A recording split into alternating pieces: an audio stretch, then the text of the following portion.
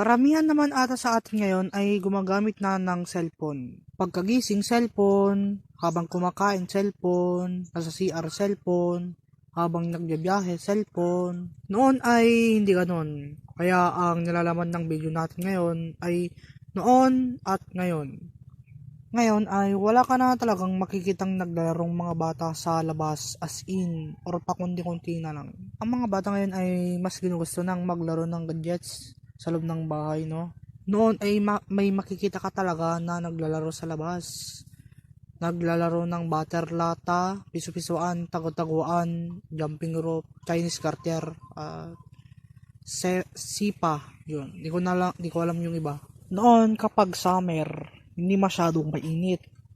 Tapos ang saya pa noon nung kapag kakain kayo ng mangga. Pero ngayon, kahit isang electric fan, 2, 3, 4, 5, mainit pa rin kasi yung hangin ng electric fan ay mainit din. Pero kahit mainit, may nagkakape pa rin eh. Pasensya guys kung natagalan na naman tong video. Pero dadalasan ko na yung pag-upload, no? May na naman tong video eh. Tapos pangit pa yung animation, di ba?